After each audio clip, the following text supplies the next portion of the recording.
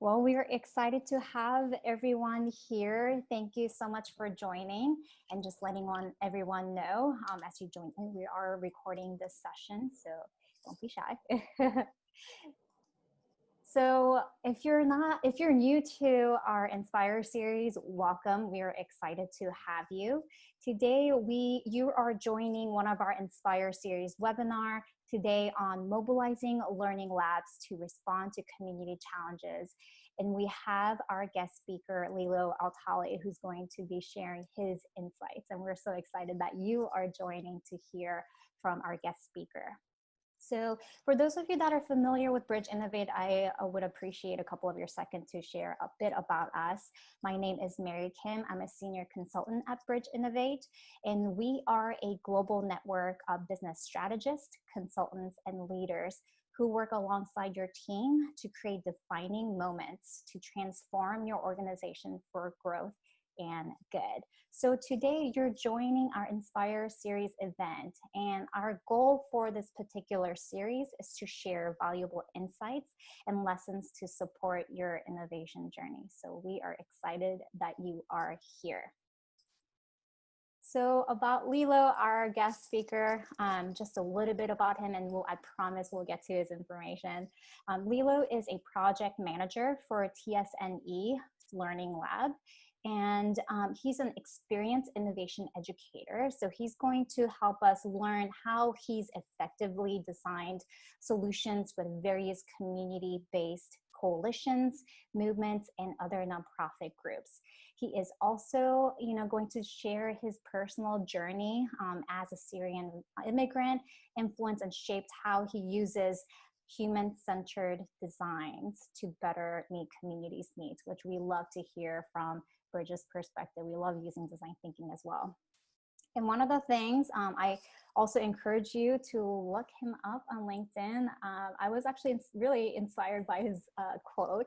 His favorite quote, or one of his favorite quotes, is from Abraham Lincoln: "The best way to predict the future is to create it." And I think Lilo has mastered that tool of collaborative skill to form a future for the communities. So without further ado, I'd like to invite Lilo to share his journey with us. Welcome, Lilo. Great. So before we get started, I want us all to do a quick exercise, just to do a little pulse check of how we are feeling. So if you take your mouse up to the top of the screen, you'll have an option, you'll see view options, and you'll have a little button that says annotate. You can circle the emoji you're feeling to do.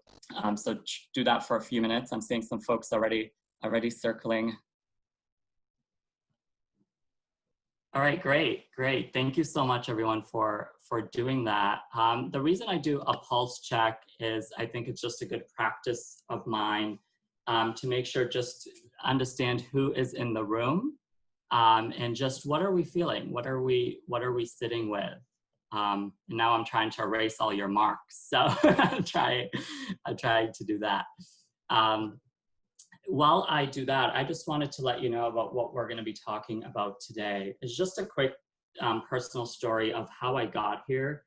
How does an immigrant boy from rural Syria become a designer in the US? I think I have heard that question asked to me in multiple ways, not that directly, but I've heard that question often.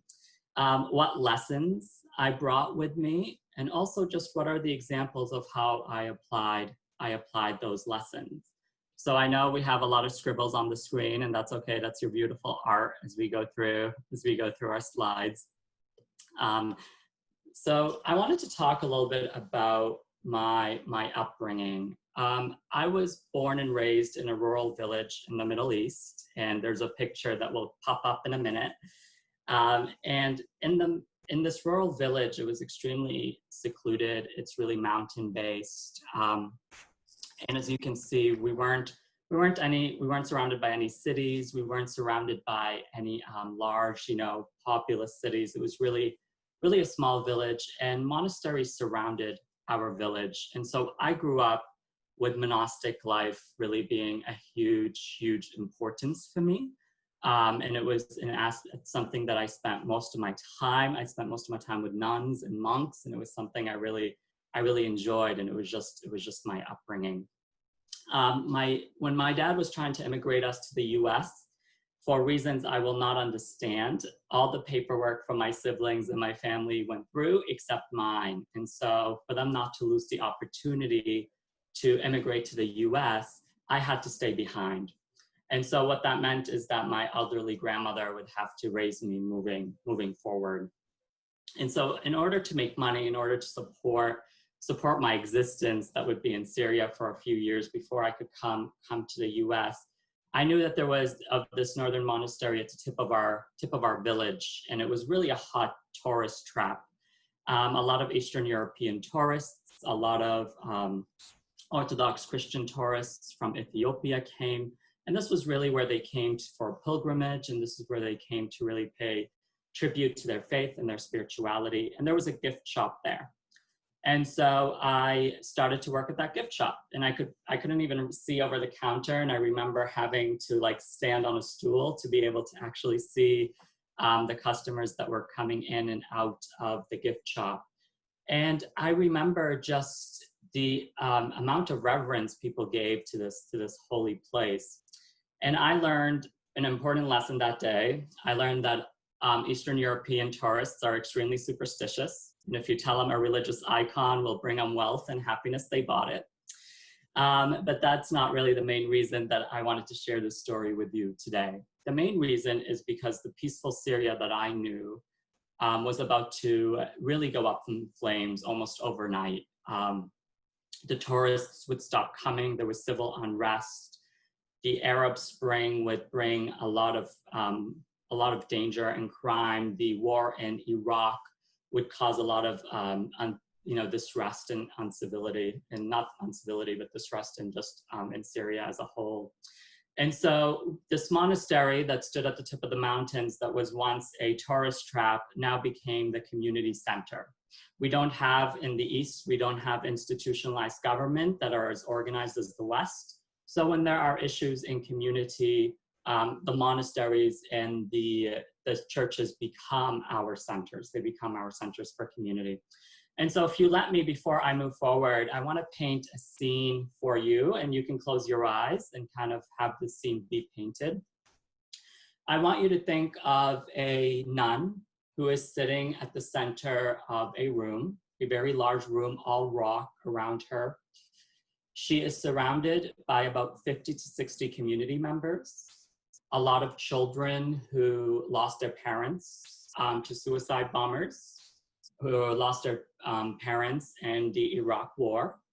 She is surrounded by single parents looking to be able to feed their children. And she is surrounded by the elderly folks who are scared, don't know what to do, haven't had a glass of clean drinking water in a while. And so I want you to picture the scene, right? This whole community looking to this person who's a pillar of hope for the community. And her name is Iksania, and I say her name because I hope it lives on in some way. And they're all looking to her for guidance, right? How do we move forward as a community from where we are? And so, and you can picture me, I'm standing at the door and observing this as an employee of the monastery. And so what I was realizing, what I was witnessing then is community space, right? This is how Iksania was designing community space. And she calls to the young girl that's sitting right in front of her, really curly hair. This poor girl had lost both of her parents in Iraq. And she gives her a piece of chalk. And she says, I want you to go and write on the rocks behind me so everyone can see. We didn't have chalkboards, but you know, the chalk could write on the rocks. And she said, I want you to write the question. And Mary, if you go to the next slide. I want you to write the question of what do you need? Just that question, right? What do you need in this moment of in time, okay? And I want you to think of the questions you have asked your community, right? And those questions usually center you. What can we do to support our community? What can we do to better deliver services to our community? We never ask, what do you need? And I want you to think of the power of that question, right? I have seen tons of surveys recently in the age of COVID, And a lot of them ask, what can we do? What can we do to support you? Have you looked at our recent program? Could this help you? We center ourselves. And this is not done, viciously, and this is not done to really with the attitude of let's center ourselves. It's so subconscious to us. And what I learned in that day at the monastery is that humble simplicity of, I know I don't understand all your needs, and I know I don't have all the solutions, but I need to know what you need, because what I am able to provide may not actually meet your needs. And I think in the learning lab spaces and in the community spaces I design, much after that monastic life, I realized that I am creating kind of the two pillars of what Iksania taught me in that monastery, which is simplicity and humbleness, right? Come to this space with such humbleness to say, I don't actually understand everything in this moment in time, so I need you to help me. And so the way that you would do this is, I'll give you two issues that came up. One girl was doing her homework by candlelight, and that was a huge issue for her, and she wanted to be able to finish school. Another elders from the village were saying that they actually didn't have any bread to eat with. And so what Iksania started thinking about was, and the way she responded is something I want us all to sit with on this call. When the girl said, I'm doing homework with candlelight and I need to be able to do my homework, Iksania didn't say, well, I can't provide you electricity, because she couldn't. Iksania said, what I can do is I can try to find a candle maker who will make us cheaper candles. And so you will have more light in your space so you won't strain your eyes, right? And I don't know if that's gonna work, but that's what we can do. I can't get the baker to give bread for free. That's actually not doable, right? What I can do is I can send monks and nuns to work at the bakery, and therefore, we are able to produce more and the baker may charge less. And so her process was really, really simple. And, later a very expensive innovation degree from a prestigious university would just validate what this nun had taught me in my youth. But her process started very simple, with just making sure, and Mary, if you just go through that process, what does the community need? Who are we gonna partner up with, right? And she would say to the young girl who needed more candlelight to do her homework, or the elder person who needed bread to eat, she would say, come back, because I don't know if these solutions are gonna work, right? Come back to us. Come back to us and let us know. And so she knew that she was just experimenting. She acknowledged that what she was doing, she was experimenting, right? She wasn't saying, I'm gonna give you a solution, now go and run with it. She was saying, I'm gonna give you what I think is a good enough. And it's your job to come back and tell me, did we do it well? What could we have done better? Let's think this through, right? And we move it through. And I want you to think of kind of that monastic life, and their view on serving the community is not that they are designers. It's not that they are the prophets of the community. It's not that they have all the answers. It's that they are simply facilitators and guides, right? And so that is what I try to be in our learning lab spaces and our community spaces, is a facilitator and guide, right? And that brings us to the learning lab that I am currently working on at TSNE. And so in that learning lab, organizations tell us what they need. Again, the center isn't me, the center isn't TSNE. We could list a whole bunch of services we provide and then say, what could we provide to you? But the center is the community we are serving. What do you need, okay? And then what we do is for 90 days, we spend responding to that need. Okay, understanding it better. What information do we need to actually better understand this need? How do we respond? We present our ideas and designs to the community and to the greater sector, right? To our partners, to those we are working with. And then we try to get the community to really make meaning of what we are learning.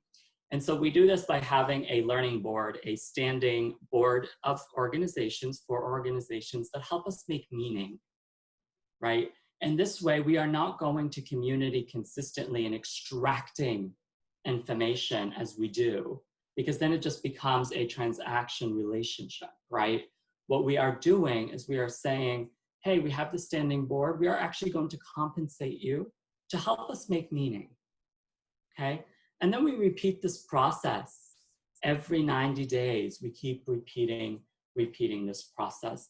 And so you can see that Iksania, this nun whose highest level of education was the 5th grade, taught me something that, a very fancy innovation degree had taught me just the importance of, is this ability to say, I don't have all the answers.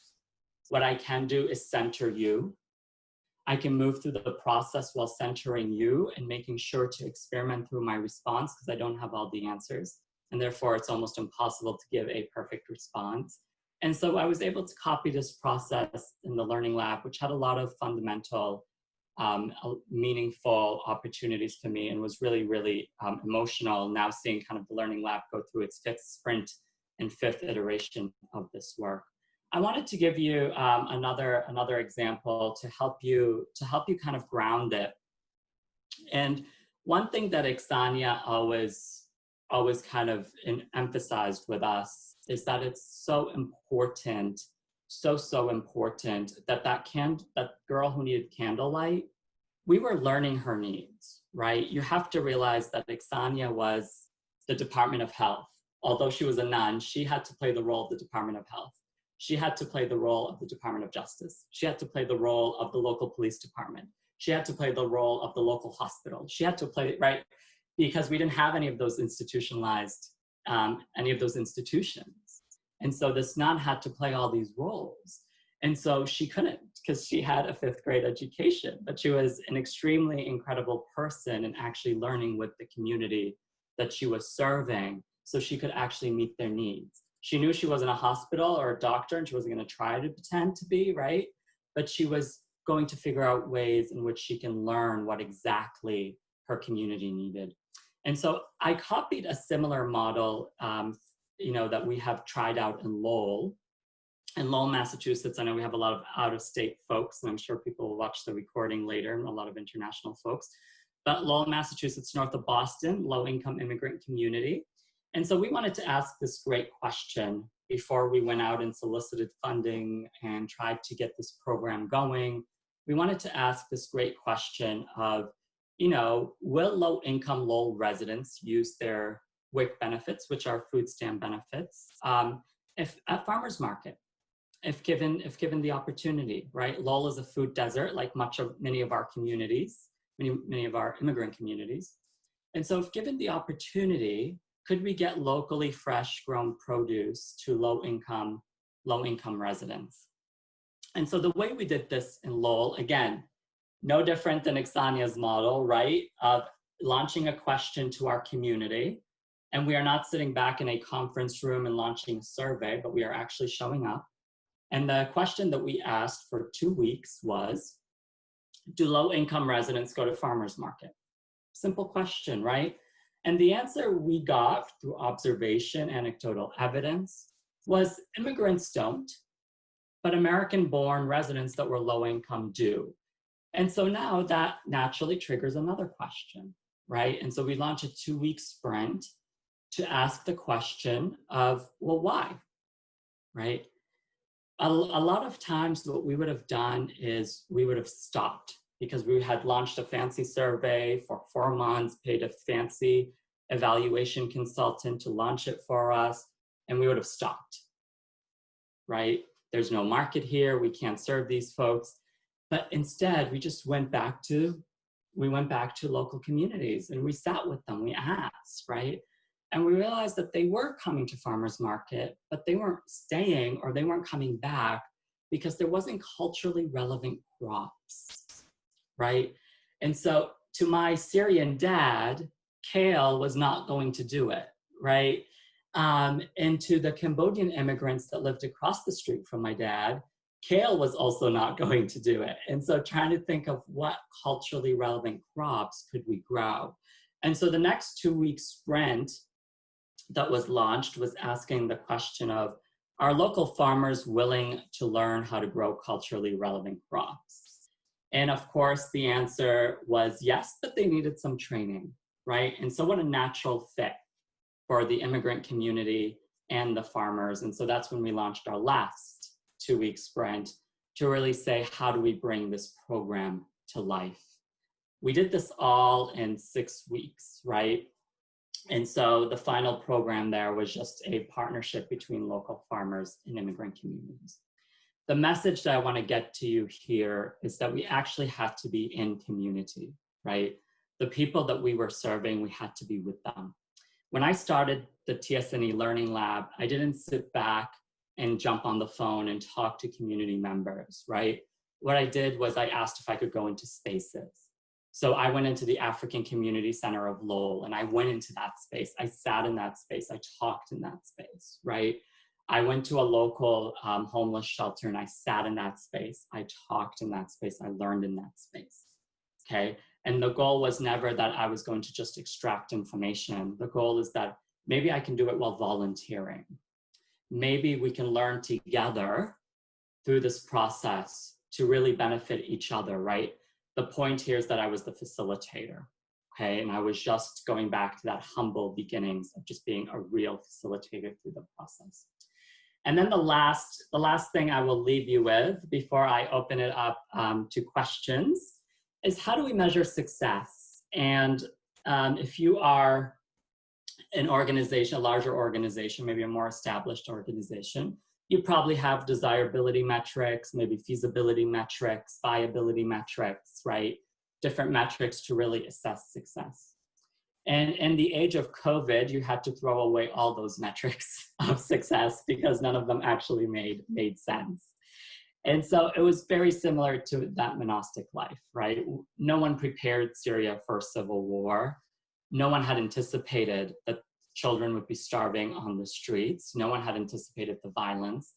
And so Iksania's kind of rule of thumb for that was we are successful if our solutions work right now, right? And she had, she of course had biblical evidence to back this up, which I won't go into now. But the whole measure of success for her was that it is working in this moment of time, right? And so we measure success by context. And I really want you and your organizations to sit with that. What does that mean right now for the services you provide, for the programs that you are working on? What does it mean to measure our success by context? And so to wrap it up, before I answer some questions, I know I just talked a lot at you, and I know some of my students are here and they will tell you I talk a lot and I talk fast, so they'll probably attest to that. But the important things that I want you to take away from here is first, that humbleness of being in community space. You are there as a facilitator. You are there as a guide. You are not there to know it all. You are not there to provide solutions, right? Second, everything you do is an experiment because no one has the answer, right? And so recognizing that. And that means to do your work in sprints and iterations, because if you are to launch a 2-year experiment, it's going to be too late, right? So doing it for 2 weeks, learning, changing, adapting, okay? And then the third is, I think, the most important thing is the final one here is measuring with context, right? Measuring with context. And so I am excited to see what folks have questions for me. I don't know if Mary, you are able to see any questions, but I'm happy to answer those. Yeah, I mean, it looks like we have some great comments. People like the 2-week sprint. And I would say we are actually close to end time, but if there is a question, I think we might have time for one. And I think this is a good segue too. If there are any burning questions, Lilo has graciously provided his contact information here for you to reach out. I know he is just sharing just a small piece of an iceberg of knowledge that he has. So if there are any burning questions, you'd like to reach out to Lilo, here is his email as well. Or if you'd like to just share a comment or reflection from today's session. So if there are any, I don't see any new questions coming in. Maybe they want to reach out to you more personally, Lilo. Great model. Hope it's working now. And actually one thing I would comment is how do we get one of our support person? Was it, I cannot remember her name, Lilo. We need Ixania? Yeah, Ixania. We need an Ixania at each community. I think that's one thing we can certainly agree with. Great presentation. And also, I just wanted to offer folks, Mary, if you want more resources, tsne.org is, and if you click on Learning with Community, we provide tremendous resources that we have used, and there are more coming on that page of just different ways that we have utilized different tools to learn with our community. Wonderful. Thank you, Lilo. We have a lot of compliments coming in. Thank you everyone for joining. If you would like to join us for our next Inspire series event, we have a few listed here. Check us out at bridgeinnovate.com under events tab. We have some upcoming webinars coming up. It's all free. Get inspired for our various guest speakers we have. Just like Lilo, if you're inspired, I'm sure you'll find upcoming sessions also interesting. We also have a vibrancy strategy program coming up if you're interested in learning about becoming a community leader using design thinking. We do have a virtual program coming up. Check us out and see if you have any questions. And I will say thank you so much for joining. Please reach out to Lilo and get connected. And I hope you enjoyed the session, and we will hope to see you at our next Inspire event. Thank you again, Lilo. Thank you, Mary. Thank you everyone for attending. It was a lot of fun. Wonderful. All right, everyone, I'm gonna go ahead and wrap up. See you next time.